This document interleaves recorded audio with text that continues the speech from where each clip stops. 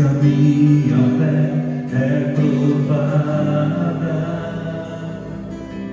tu me dás a chance de crescer um pouco mais.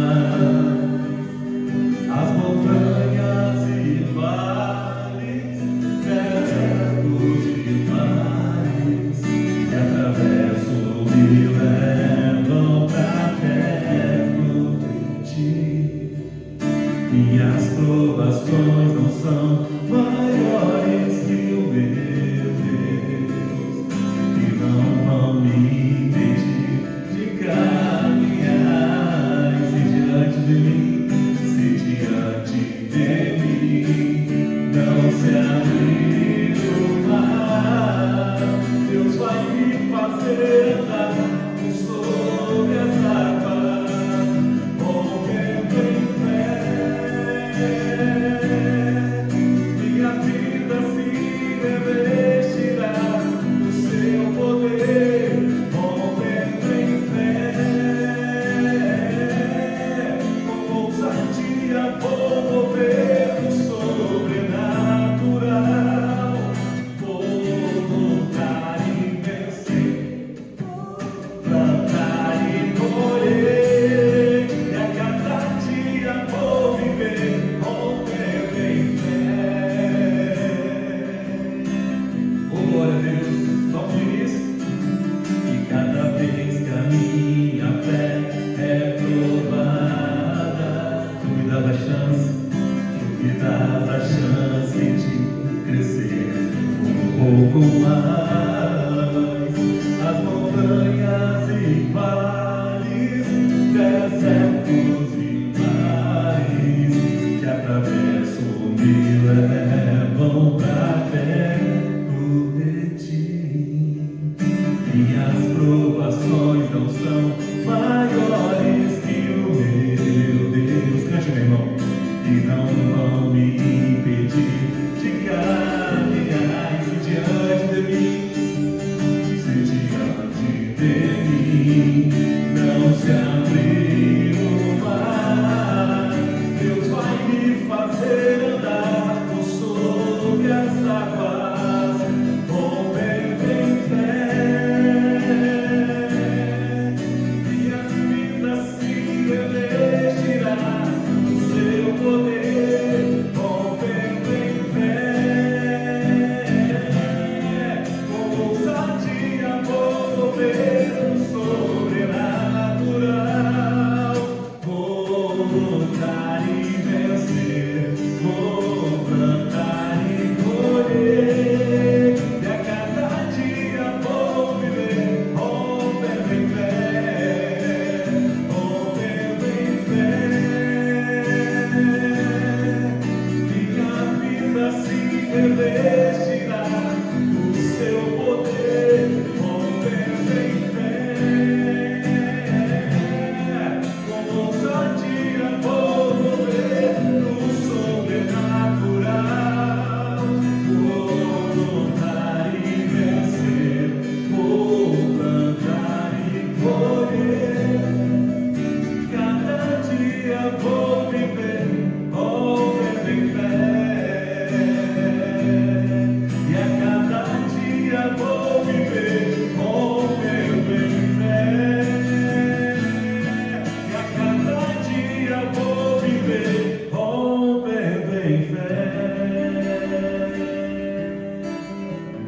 Oh, glória a Deus. Bendito seja o teu nome, Deus. Aleluia. O toda a minha vida, oh, glória. Ó Senhor, te louvarei, pois o meu fôlego é a tua vida, não há outra, e nunca me cansarei. Posso ouvir a sua voz, ó glória, é mais doce do que o mel, e me tira dessa cova, e me leva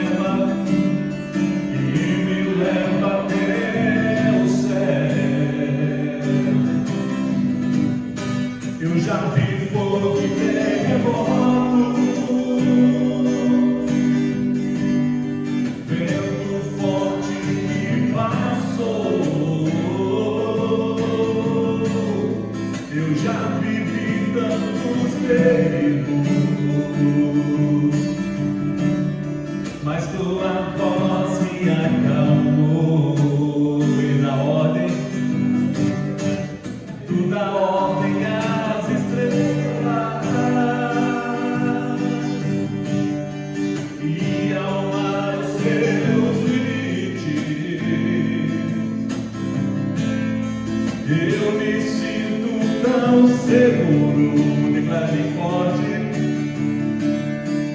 No seu colo altíssimo, ó Deus, e não há ferrolhos e nem portas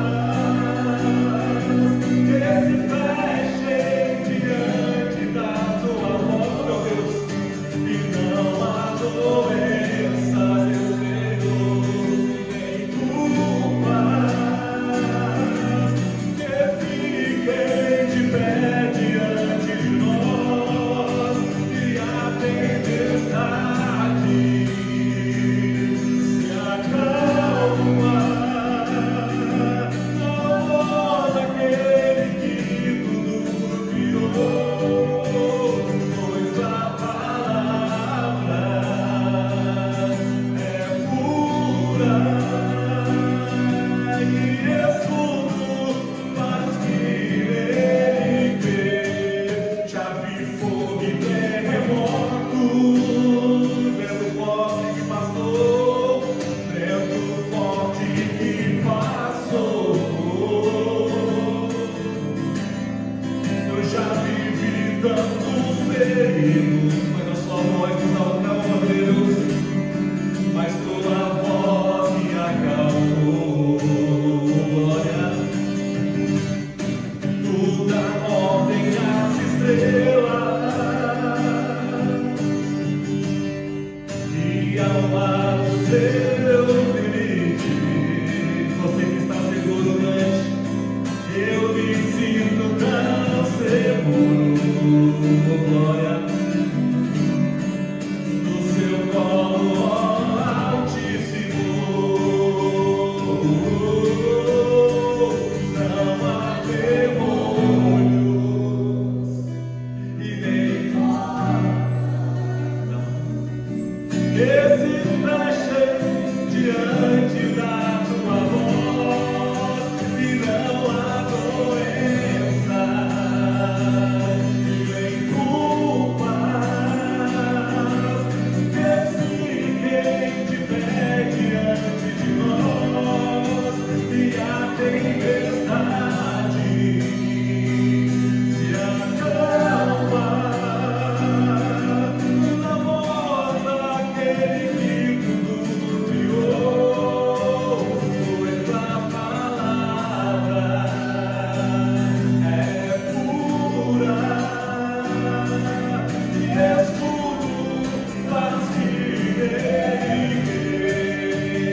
Não há ferrolhos, cante, meu irmão, e nem glória a Deus, que se fechem diante da tua voz, e não há doenças,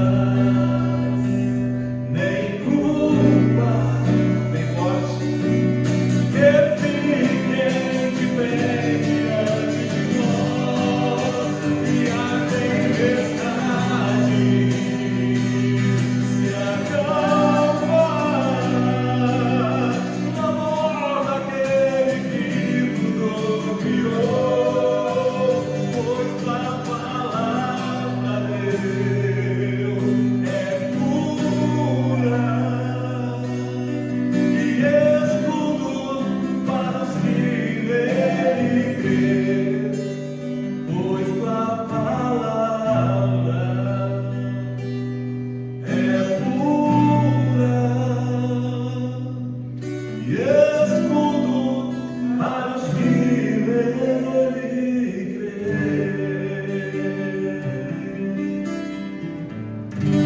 Aleluia.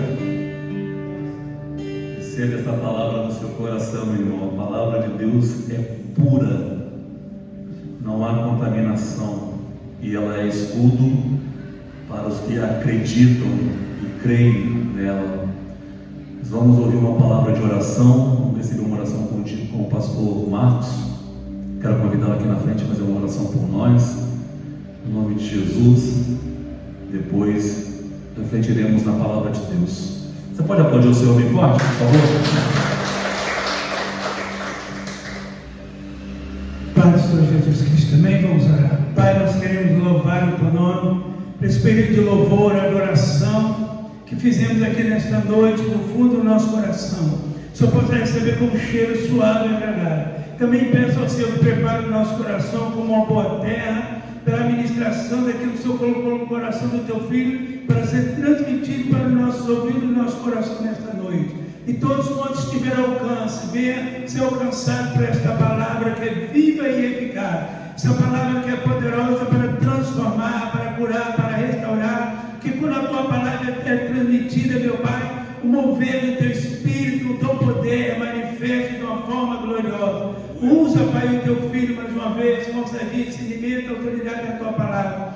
E que haja, Pai, cura, que haja restauração, que haja o mover do teu Espírito, em nome de Jesus. Amém?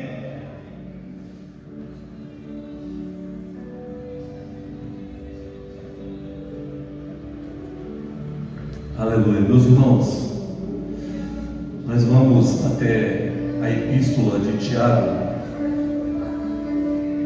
capítulo de número 1. Carta escrita por Tiago. A gente vai no capítulo 1. Pode se assentar, você que ficou em pé. Antes de ler, eu quero trazer uma pequena explicação, porque essa epístola que a gente vai ler agora no capítulo 1, ela foi redigida, escrita no ano 45 a 50 depois de Cristo, aproximadamente 15 a 20 anos depois de Cristo ter morrido e ressuscitado. Corpo ressuscitado para nós que acreditamos que Ele é o Filho de Deus, que Ele é a propiciação, que Ele é o recurso espiritual que nos leva de volta para casa. Corpo ressuscitado. Porém, para aqueles que não acreditaram, corpo roubado, principalmente para as duas forças esmagadoras que existiam naquela época. Uma força era a força política e a outra força era religiosa. De um lado estava Roma, que representa o poder político. Do outro lado estava a religião dos judeus, a crença dos judeus que representa a religião. E eles não acreditaram que Jesus era o Filho de Deus, não acreditaram que Ele era o Messias prometido, não acreditaram que Ele ressuscitou ao terceiro dia. Então, ressuscitado para nós que cremos, corpo ressuscitado para nós que cremos, e corpo roubado para quem não acredita, ou para quem não acreditou. O problema é que Roma e a religião judaica decidia muita coisa no Estado. E o cristianismo que está nascendo, que hoje é uma potência, naquela época estava nascendo, sofreu duras perseguições. Aquela ocasião de berço do Evangelho foi muito difícil. Hoje é como se a gente estivesse no paraíso. A liberdade que temos de poder viver e acreditar e expressar a nossa fé é incrível, em proporção ao que se deu naquela época. Uma grande perseguição, vidas foram tiradas, o que resultou numa grande dispersão. O povo se separou e fugiu, na intenção de salvar a sua vida. Se a Terra Santa não lhe oferecia mais segurança, uma vez que a fé agora estava depositada em Cristo Jesus, E os que não acreditaram no corpo ressuscitado queriam então apagar essa fé que hoje é dona do nosso coração. Gerou em relação ao cristianismo berço uma grande perseguição a ponto de não poder mais continuar morando na Cidade Santa ou na Terra Santa. E eles se dispersaram. Nessa dispersão do povo, o que parecia ser ruim se tornou, na verdade, a grande arma de Deus para que a igreja pudesse então alcançar os lugares que ela precisava alcançar. A gente conhece bem aquela frase que diz: há males que vêm para bem. A perseguição contra a igreja, a intenção de destruir a igreja, fez com que aqueles que acreditaram em Cristo e se tornaram discípulos de Cristo saíssem da Terra Santa e povoassem as regiões vizinhas, o que resultou no avanço, no crescimento e no fortalecimento da igreja. Olha isso, que maravilha! Aquilo que veio para destruir, acabou construindo. Aquilo que veio para matar, trouxe vida. De modo que o resultado daquela adversidade foi um resultado bom. A igreja cresceu. A gente tem uma igreja exemplo, que foi assim, base missionária para boa parte daquilo que a gente lê na Bíblia Sagrada no Novo Testamento, que é a igreja de Antioquia da Síria. Antioquia da Síria. Antioquia é uma cidade na Síria, para fora dos limites de Israel, porque a perseguição e a dispersão do povo fez com que esses novos cristãos chegassem lá na Antioquia da Síria e comunicasse a sua fé, a ponto de outras pessoas acreditarem no Cristo, Filho de Deus, entregarem o seu coração e fundarem uma igreja. Igreja essa que recebeu o apóstolo Paulo e enviou não só Paulo, como também Barnabé para a obra missionária. E posteriormente Paulo e Silas. Paulo, escritor da carta aos Coríntios, 1 e 2, escritor da carta aos Efésios, escritor da carta aos Filipenses, escritor da carta aos Tessalonicenses, 1 e 2, primeira carta, segunda carta, escritor da carta a Timóteo, 1 e 2. Então, boa parte daquilo que nós lemos no Novo Testamento, das cartas redigidas e escritas por Paulo,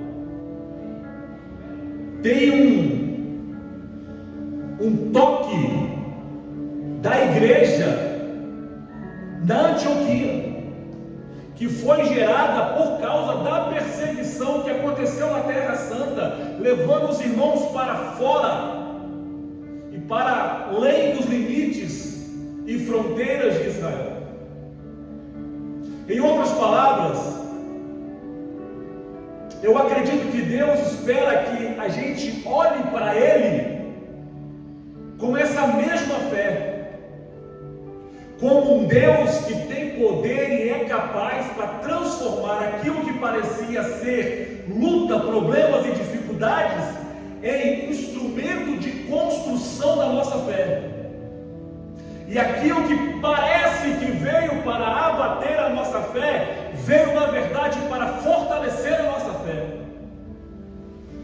Eu creio de todo o meu coração que Deus espera que a gente olhe para Ele dessa forma. Agora, se a gente pergunta a Tiago, que está 15 anos a 20 anos depois da morte e ressurreição de Cristo, em plena perseguição, sentado escrevendo essa carta, Se a gente pergunta a Tiago, como foi que isso deu certo? Eu acredito que ele responderia, assim como está no capítulo 1, no versículo 2.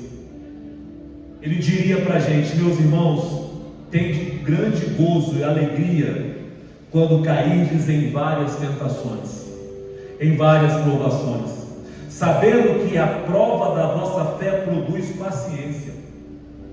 Tenham, porém, a paciência, a sua obra perfeita, para que sejais perfeitos e completos, sem faltar coisa alguma. Os irmãos estão em fuga, na luta pela sobrevivência, e nessa fuga deixa para trás casa, deixa para trás alguns familiares, amigos, cultura, deixa para trás sua cidade, seu bairro, sua rua, e se lança num completo desconhecido. Porque boa parte dessa gente que está lutando pela sua própria vida, porque acreditou em Cristo, não tinha muito recurso. Se você ler um pouquinho mais para baixo, você vai ver Paulo incentivando os irmãos a se orgulharem da fé e da dignidade que eles encontraram em Cristo, mesmo com pouco recurso financeiro. Ele aconselha ao seu povo, a sua gente, os seus irmãos, a estarem mais preocupados com a dignidade, o caráter e a fé, do que as questões financeiras. O que nos leva à compreensão de que essa gente é gente simples, então se lança no profundo desconhecido, completo desconhecido, deixando para trás cidade, casa, bens, famílias, amigos, e agora recebem essa instrução de Tiago. Esse Tiago aqui é Tiago, irmão do Senhor, pastor em Jerusalém, que vai escrever as ovelhas de Cristo que estão dispersas,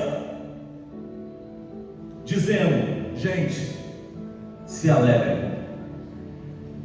Se alegrem, porque esta luta é uma luta que não veio para matar. Se a gente pergunta a Tiago como foi, por que o resultado foi tão bom, ele diria: porque o povo foi encorajado a olhar o problema não como problema, mas sim como oportunidade de crescimento, de fortalecimento e de amadurecimento. E se a gente entende isso, meus irmãos, se a gente capta essa ideia, se a gente consegue não só assimilar com a mente, mas se a gente consegue crer de coração que muitas vezes problema não é problema, mas sim oportunidade de crescimento e de fortalecimento, nossa vida muda. Nós poderemos então ter esse resultado que a igreja alcançou de crescimento e de fortalecimento, só que muitas vezes, embora o nosso cérebro processe essa informação, esse problema não é problema, é oportunidade de crescimento, o nosso coração não aceita. Nosso coração diz: não, problema é problema. Com a mente nós proferimos: não, isso aqui não é problema, isso aqui é oportunidade de crescimento. Mas o coração nos engana, o coração nos rouba, nos sequestra, e a gente não consegue acreditar que muitas vezes essas lutas que estão diante de nós não é apenas lutas, mas sim oportunidade que Deus está concedendo a cada um de nós e a sua igreja de fortalecer a sua fé em Cristo Jesus. Porque Deus é um Deus que trabalha aperfeiçoando a nossa fé. Você deve conhecer Provérbios 4,18, que diz que o caminho do justo é como a luz da aurora, que vai brilhando cada vez mais e mais e mais até ser dia perfeito. Nas palavras de Paulo apóstolo seria: tenho por certo isso mesmo, meus irmãos, que aquele que em vós começou a boa obra há de aperfeiçoar até o dia do Senhor. O nosso Deus é um Deus que trabalha aperfeiçoando a nossa fé. E se a gente aprende a olhar para o problema, para a dificuldade, para a luta, para as adversidades, não apenas como um problema, mas sim como uma oportunidade de crescimento, de amadurecimento, nós melhoramos a nossa espiritualidade. Nós poderemos alcançar resultados semelhantes ao que os primeiros cristãos alcançaram. E entender de fato e de verdade, não apenas com a mente, mas também com o coração, que sim, existem males que vêm para bem. Tiago também nos diria, a partir do capítulo 1, versículo 5, que esse resultado só foi possível porque o povo foi instruído a utilizar duas armas espirituais fortíssimas: fé e sabedoria. Quando a gente lê a partir do versículo 5, diz assim: e se algum de vós tem falta de sabedoria, peça a Deus, que a todos dá liberalmente e não lança em rosto, ou seja, não lhe ofende com nada, ser-lhe-á dada. Peça, porém, com fé, não duvidando, porque o que duvida é semelhante à onda do mar, que é levada pelo vento e lançado de uma parte para a outra. Tiago diria para a gente, esse resultado só foi possível porque essa gente pegou duas armas poderosíssimas, fortíssimas: fé e sabedoria. Fé, que em Hebreus capítulo 11 é identificada como o firme fundamento das coisas que a gente espera e prova real das coisas que a gente não vê. Fé, que em Hebreus capítulo 11, versículo 6, diz que na ausência dela a gente não agrada a Deus. Fé, que é extremamente necessário para que, como povo de Deus, a gente agrade a esse mesmo Deus. Fé, segundo Tiago, para não duvidar. E para que sabedoria? Para ter fé do jeito certo. Fé para crer, e sabedoria para não crer errado. Porque, irmãos, se você crê errado, você vive errado. Se a gente crer de forma equivocada, a gente vai viver de forma equivocada.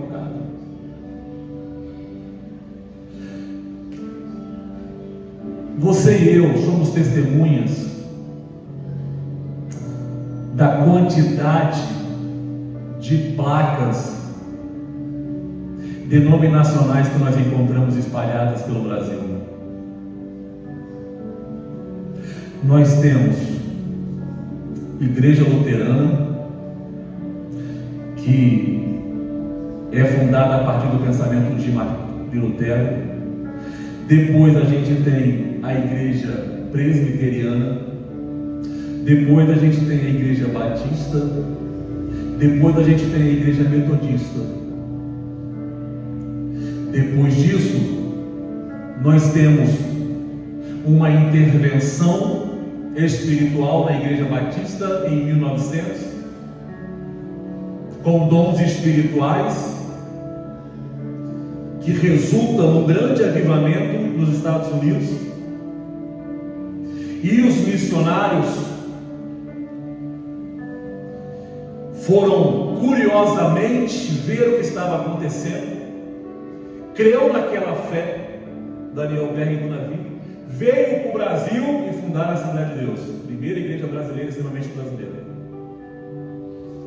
Depois, em 1922, Igreja do Evangelho Quadrangular. Depois, por volta de 1960, 68, 69, 73, Igreja Deus e Amor. Depois, ICM, Igreja Cristã Maranata. Depois, as igrejas neopentecostal, a Igreja Universal. Depois, a Igreja Internacional da Graça de Deus. Depois, a Igreja Mundial. E hoje, um monte de placa. 2026, a gente perdeu a conta, com vários nomes. Você entra em uma e diz assim: você não pode ir na praia, é pecado. Você vai na outra e diz: não, você pode ir para a praia, não é pecado. Ele olha, algumas olham para as irmãs e dizem: você precisa usar saia. A outra diz: não, você não precisa usar saia. Umas dizem: você pode cortar o cabelo. E a outra diz: não, você não pode cortar o cabelo. Algumas dizem aos rapazes: você pode ter cabelo comprido, usar brinco e tatuar o corpo. Outras dizem: não, você não pode fazer nada disso. Umas dizem: você pode separar e casar de novo. Outras dizem: não, você não pode separar e casar de novo. E sabe por que nós temos essa variedade de placas e de portas abertas? Porque cada um está interpretando a palavra a partir do seu próprio conhecimento. Não, nós aqui acreditamos que deve ser assim, e lá acredita que deve ser daquele jeito. E tudo com o mesmo manual. É a mesma que está aqui. Lendo essa mesma Bíblia, uns dizem: não, você não pode falar em línguas estranhas, porque isso aí era para a época dos apóstolos. Outros dizem: sim, você deve falar em línguas estranhas, porque esse é o poder de Deus para a igreja. Por que a igreja alcançou esse resultado maravilhoso de se fortalecer na adversidade, crescer, amadurecer? Tiago diz: porque ela não só usou a fé que nos leva a crer, mas também sabedoria, para que a gente não creia da forma errada e se multiplique crendo de forma errada. Só é possível usando fé que nos leva a crer, mas também sabedoria que nos leva a crer da forma certa. Aí ele diz assim no versículo 5, se algum de vós, qualquer um, meus irmãos, se existe alguém aí, seja lá aonde você estiver, que não tem sabedoria, é só pedir a Deus. Paga quanto, Tiago? Não paga nada. Ele dá liberalmente. Versículo 5. Liberalmente, Ele dá livremente, deliberadamente. É só pedir que Deus dá sabedoria, para que a nossa fé não seja uma fé equivocada. Por isso essa igreja está crescendo. Por isso essa igreja está se fortalecendo. E é óbvio que tem outras armas que a gente pode utilizar, como comunhão, amor, oração, pregação da palavra, são armas espirituais.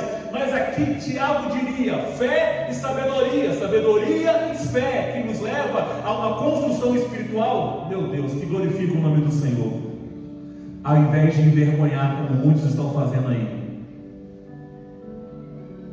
Termino, meus irmãos, essa reflexão dizendo que se a gente fosse perguntar a Tiago como foi possível esse resultado, ele nos diria no versículo 22 desse mesmo capítulo as seguintes palavras: sede cumpridores da palavra e não somente ouvintes, enganando-vos com falsos discursos.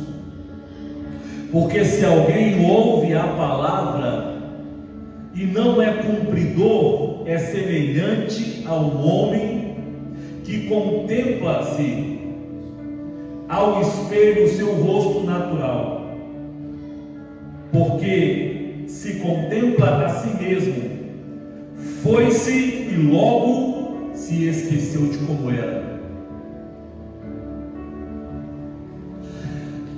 Tiago está dizendo assim, esse resultado só é possível se a gente entender o poder da prática depois da teoria. Porque aqueles que ouvem e não pratica é semelhante ao homem que vai em frente ao espelho, se vê, sai e já esqueceu como era. E se a gente vem no espelho, olha, sai e se esquece, a função do espelho é anulada, porque o espelho tem a função de mostrar qual é ou como está a nossa real situação. O espelho não maqueia, não coloca filtro, diferente de câmera de celular. Você coloca um filtro, melhora a aparência, depois posta uma foto que parece você, mas que não é. O espelho não, o espelho ele te mostra exatamente como você está. E aí, se a gente percebe o que precisa ser feito, porque o espelho está mostrando, a gente diz, precisa melhorar isso aqui. Tem alguma coisa aqui que precisa melhorar. Mas se eu saio e esqueço o que vi, então eu não vou melhorar, porque eu já esqueci. Por isso que Tiago está dizendo assim, é importante ouvir a palavra, é praticar a palavra. Porque se você ouve e não pratica, o que precisa ser melhorado não melhora. É semelhante ao homem que olha no espelho, identifica o que precisa ser melhorado, vai e esquece do que viu. Nas palavras de Jesus, seria todo aquele, pois, Mateus 7,24, todo aquele, pois, que ouve essas minhas palavras e as pratica, será semelhante a um homem que edificou a sua casa sobre a rocha. Soprou-se os ventos, caiu-se a chuva, transbordaram-se os rios e deram com ímpeto contra aquela casa, mas ela não caiu, porque ela estava edificada sobre a rocha. Porém, todo aquele que ouve essas minhas palavras e não as praticam, será semelhante a um homem imprudente que edificou a sua casa sobre a areia. Soprou-se os ventos, caiu-se a chuva, transbordaram-se os rios e deram com ímpeto contra aquela casa, e grande foi a sua ruína. Ouvir a palavra e não praticar a palavra não nos dará o resultado que nós esperamos. Mas a partir do momento que o nosso coração arder de desejo de cumprir a palavra que nós ouvimos, nós poderemos alcançar resultados como os primeiros cristãos alcançaram. Aquilo que parecia ser o fim, na verdade era o início de uma grande história. Por causa disso, você está aqui hoje, eu estou aqui hoje, porque esses irmãos praticaram a palavra, porque esses irmãos acreditaram, agiram com fé e com sabedoria, e a igreja cresceu, frutificou, e aquilo que parecia ser o fim era um grande começo, para a glória de Deus e também para a nossa alegria, que hoje em Cristo nós estamos salvos. Amém e amém. Queria que você aplaudisse o Senhor bem forte. Vamos estar em pé, vamos agradecer a Deus. Obrigado por terem vindo. Como vocês já sabem, o pastor Gelson fez uma cirurgia quarta-feira, está se recuperando, por isso não está presente pregando a palavra de Deus aqui. E assim que acabar a sua recuperação, eu tenho certeza que ele vai estar aqui, porque tem uma coisa que ele gosta de fazer, é estar aqui, né, pastor Marcos? Nós estamos ansiosos para receber o nosso pastor de volta. Que Deus abençoe sua vida por estar aqui hoje. Queremos te agradecer de todo o nosso coração e dizer que segunda-feira estaremos aqui de novo para cultuar o nome do nosso Deus, falarmos com Ele e ouvirmos a sua palavra. Deus, nós te agradecemos por essa noite ímpar que o Senhor concede ao seu povo. Obrigado por essas palavras que instruem o nosso coração, nos motiva a entender que nem sempre problema é só problema. Ali está uma grande oportunidade de fortalecimento da nossa fé. Obrigado pela tua palavra que nos ajuda a caminhar pelo caminho da fé e da sabedoria e da fé, para que o nosso crer seja um crer que glorifica o teu nome e que não envergonha o teu nome. Obrigado pela tua palavra, que nos lembra da importância da prática da tua palavra. E a nossa oração nessa noite é para que o Senhor nos ajude a praticar aquilo que temos ouvido e aprendido. Não queremos ser apenas ouvintes, mas sim praticantes da tua palavra. Oramos com fé nessa noite, com muita fé, e oramos com gratidão em nome de Jesus. Com esse mesmo nome, nesse mesmo nome nós dizemos que o grande amor de Deus, a graça do Filho, as eternas e doces consolações do Espírito Santo permaneça e reine com todos que aqui estão hoje e até a vinda do Senhor Jesus. Amém. Amém, meus irmãos. Está encerrado. Deus abençoe vocês. Até segunda-feira que vem.